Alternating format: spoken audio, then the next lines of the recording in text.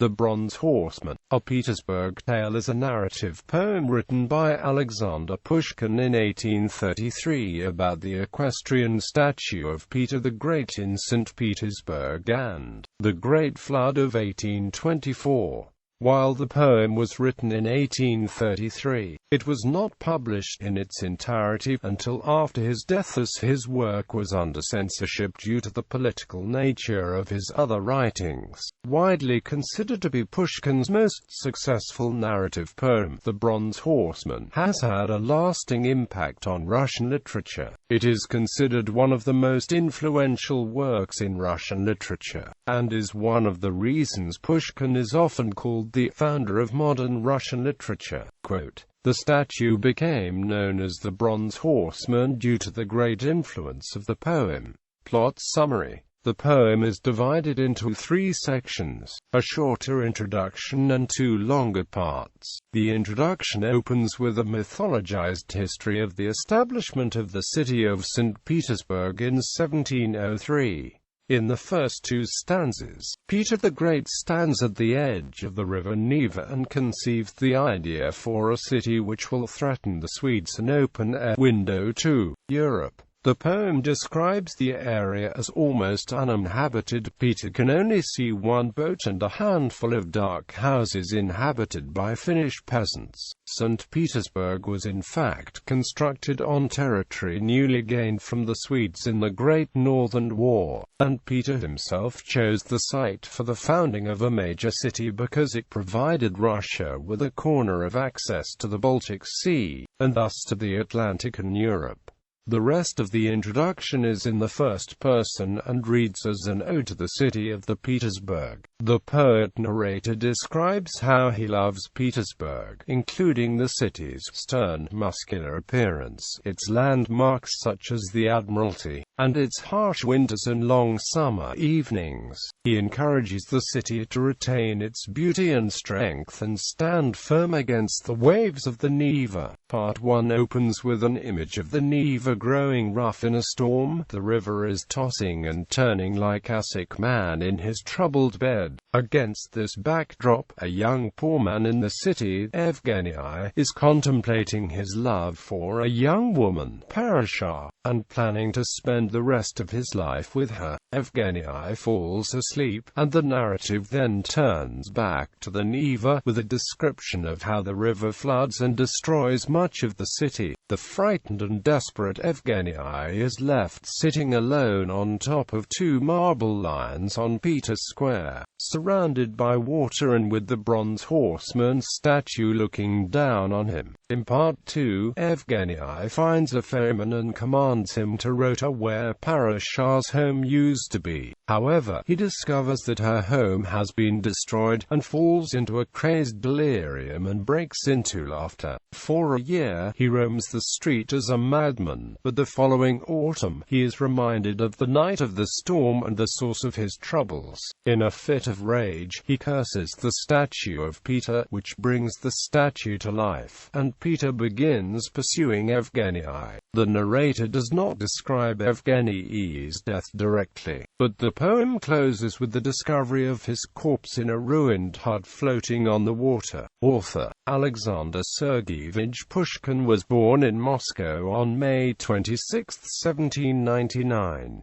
He had African ancestry, as his maternal great-grandfather, from Abyssinia, was the adopted grandson and personal secretary to Peter the Great. Pushkin was raised by his tutors, housemaids, and nanny, Irina Rodionovna, as his parents neglected him. In his teenage years, he lived in Lycée of Zarko Selo outside of St. Petersburg, which was later renamed Pushkin in his honor. There he associated with a group of radicals, including the central figures in the Decembrist uprising, and wrote several controversial poems, leading to his exile in 1820 to the south of Russia. After several relocations, Pushkin's exile was ended in 1826 by Tsar Nicholas I, who took on the role of Pushkin's personal censor. After his initial meeting with Pushkin, Tsar Nicholas told the Deputy Minister of Education that he had just spoke with the cleverest man in Russia. Quote, "It is said that Pushkin created this work, a veiled critique of the state that could also be interpreted as supportive, to subvert the censorship imposed on him and show his support for the Decembrist revolution." Pushkin is widely heralded as the greatest poet in Russian history. Over his short life, Pushkin wrote over 800 poems, including a dozen longer narratives.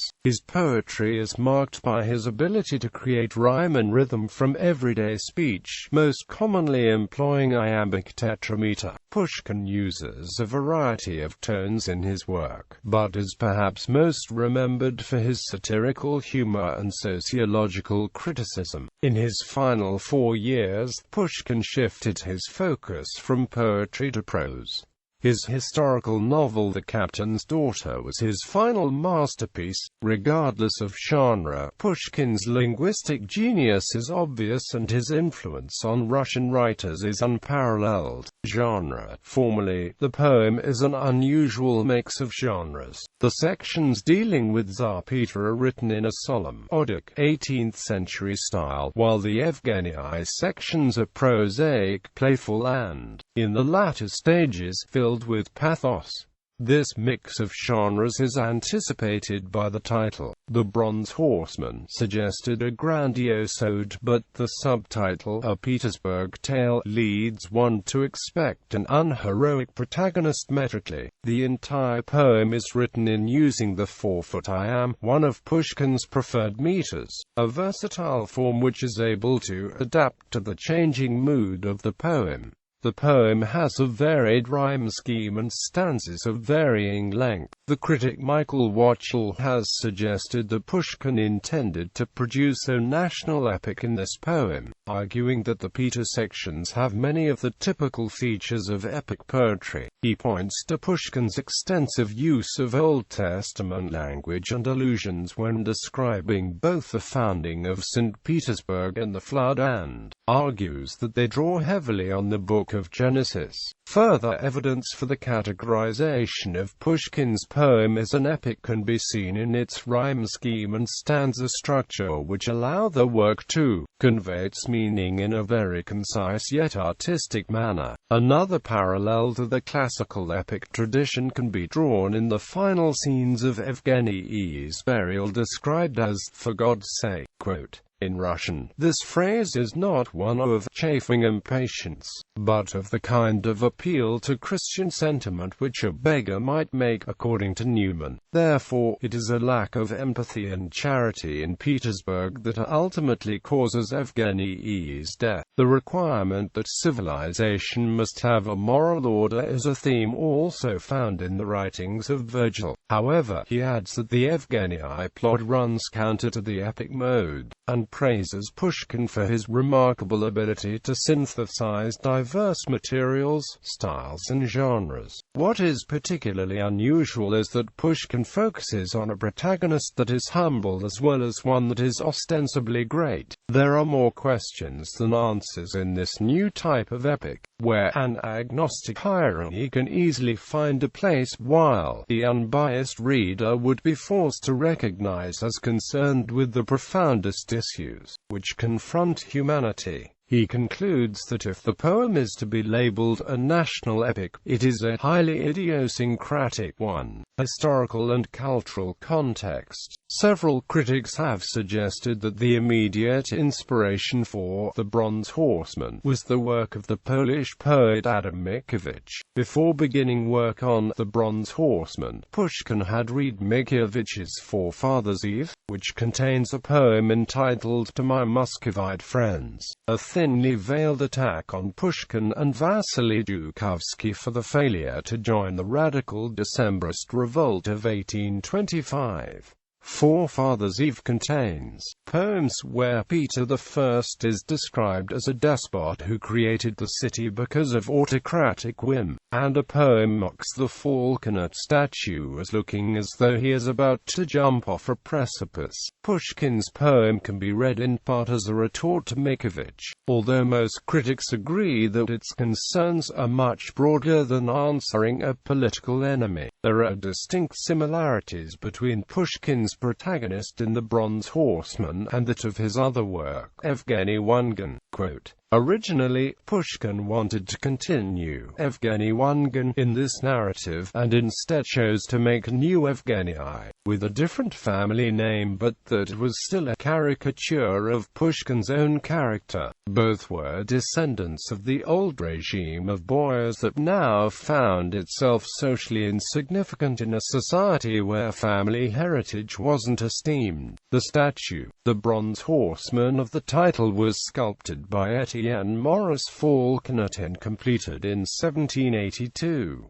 Catherine the Great, a German princess that married into the Romanov family, commissioned the construction of the statue to legitimate her rule and claim to the throne to the Russian people. Catherine came to power through an illegal palace coup after the death of her husband. She had the statue inscribed with the phrase 1782 in both Latin and Russian, meaning Peter I, Catherine II, both to show reverence to the ruler and indicate where she saw her place among Russia's rulers. The statue took 12 years to create. It depicts Peter the Great astride his horse, his outstretched arm reaching toward the Neva River in the western part of the country. The statue is lauded for its ambiguity. It is said Pushkin felt the ambiguous message of the statue and was inspired to pen the poem. In a travelogue about Petersburg in 1821, the French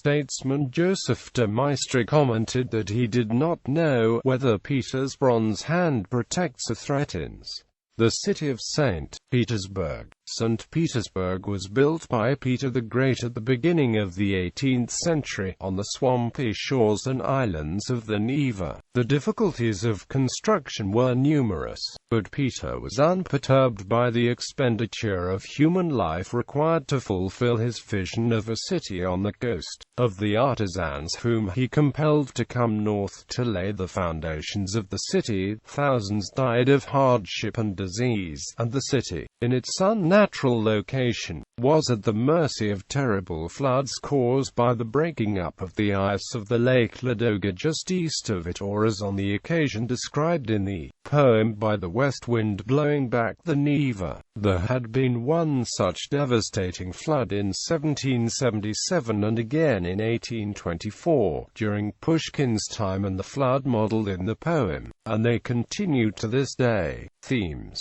statue versus Evgeny. The conflict between Tsar and citizen, or empire and individual, is a key theme of The Bronze Horseman. Critics differ as to whether Pushkin ultimately sides with Evgeny, the little man, or Peter in historical necessity. The radical 19th-century critic Vissarion Belinsky considered the poem a vindication of Peter's policies, while the writer Dmitry Merezhkovsky thought it a poem of individual protest. Another interpretation of the poem suggests that the statue does not actually come to life, but that Evgeny loses his sanity. Pushkin makes Evgeny go mad to create a terrifying dimension to even the most humdrum personality, and at the same time show the abyss hidden in the most apparently commonplace human soul. In this regard, Evgeny is seen to become a disinherited man of the time in much the same vein as a traditional epic hero. Perhaps Evgeny is not Peter's enemy at all.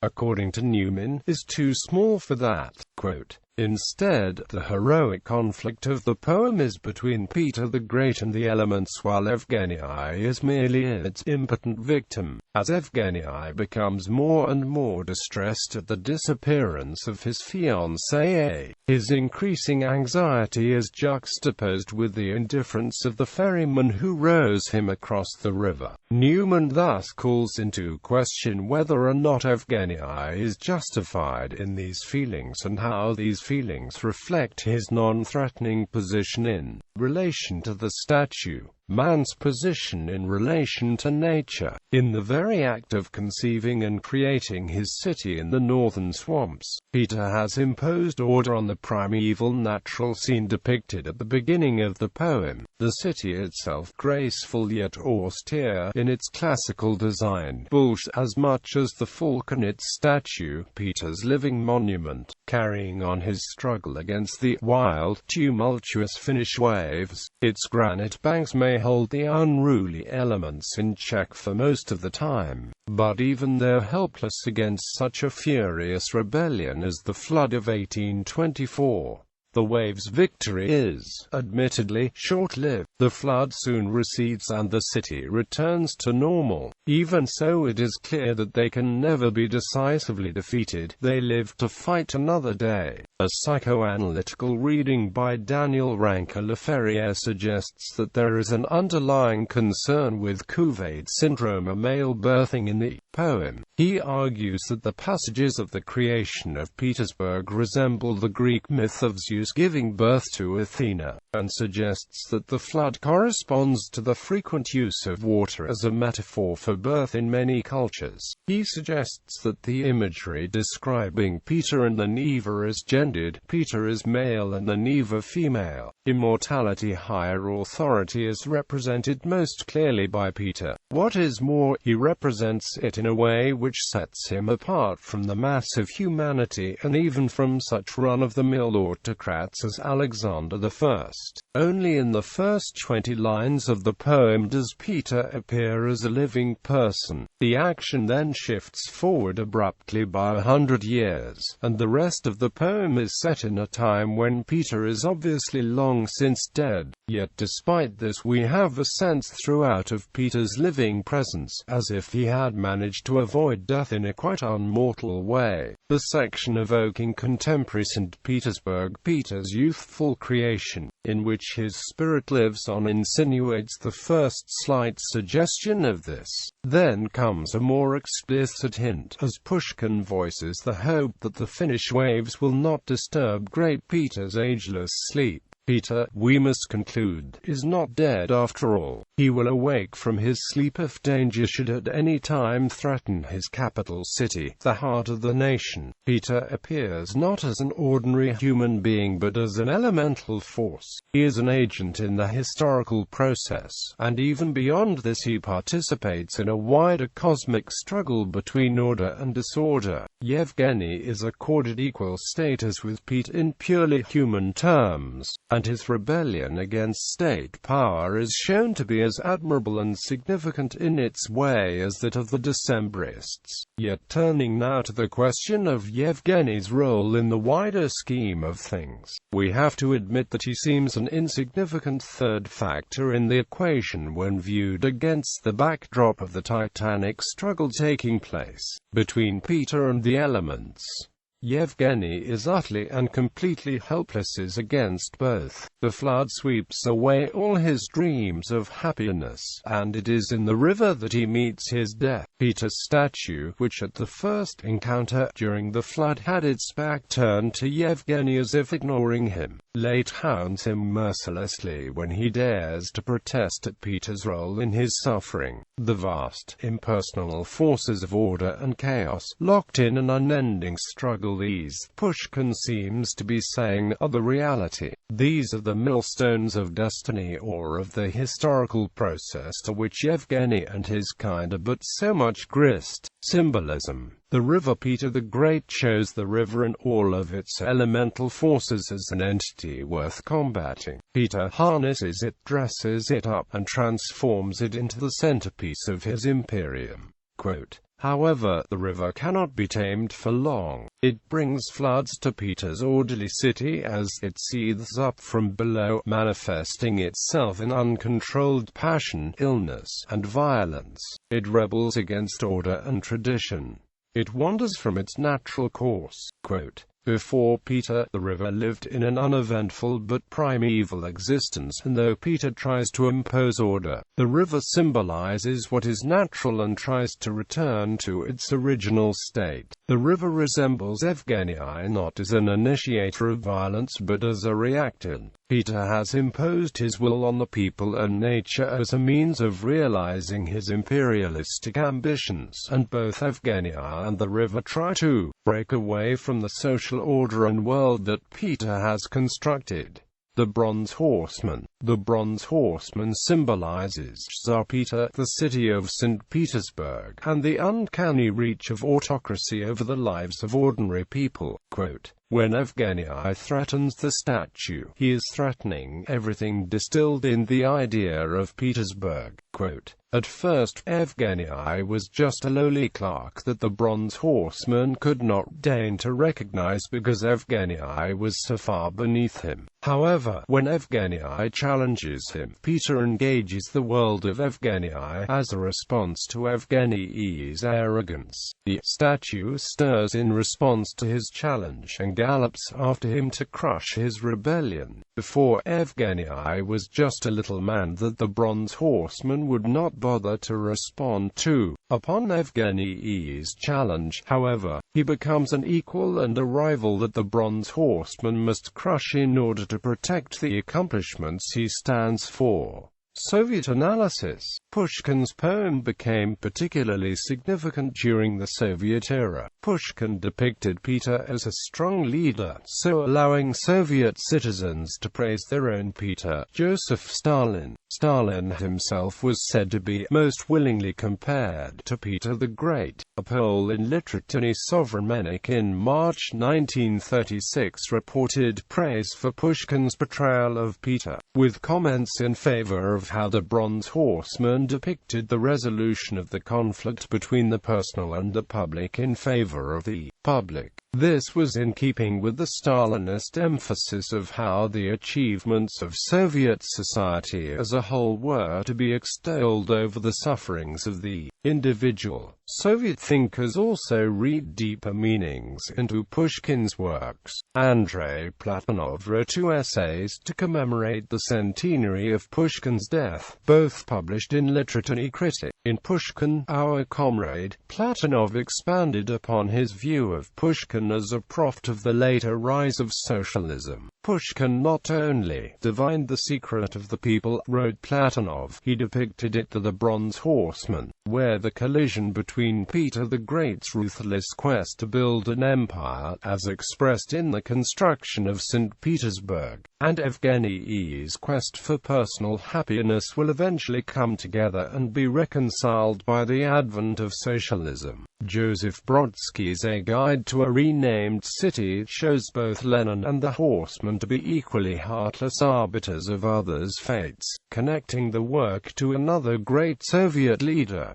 Soviet literary critics could however use the poem to subvert those same ideals. In 1937 the Red Archive published a biographical account of Pushkin, written by Ian Chernyavsky. In it Chernyavsky explained how the Bronze Horseman could be seen as Pushkin's attack on the repressive nature of the autocracy under Tsar Nicholas I. Having opposed the government and suffered his ruin, Evgeny challenges the symbol of Tsarist authority but is destroyed by its terrible, merciless power. Chernyavsky was perhaps also using the analysis to attack the Soviet system under Stalin. By 1937 the Soviet intelligentsia was faced with many of the same issues that Pushkin's society had struggled with under Nicholas I.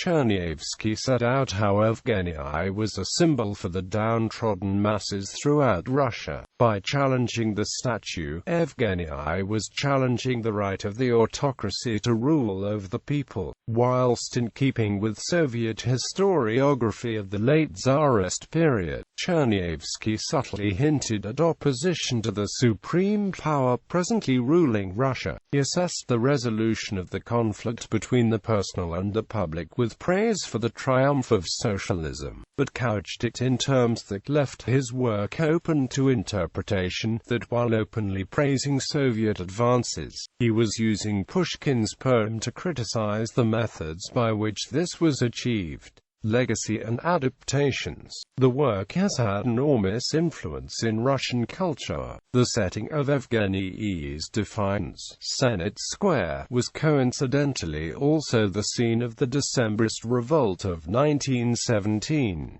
Within the literary realm, Dostoevsky's The Double, a Petersburg poem, directly engages with the Bronze Horseman, treating Evgenie's madness as parody. The theme of madness parallels many of Gogol's works and became characteristic of 19th and 20th century Russian literature. Andrei Bely's novel Petersburg uses the Bronze Horseman as a metaphor from the center of power in the city of Petersburg, which is itself a living entity and the main character of Bely's novel. The Bronze Horseman, representing Peter the Great, chases the novel's protagonist, Nikolai Alblukov. He is thus forced to flee the statue just like Evgeny.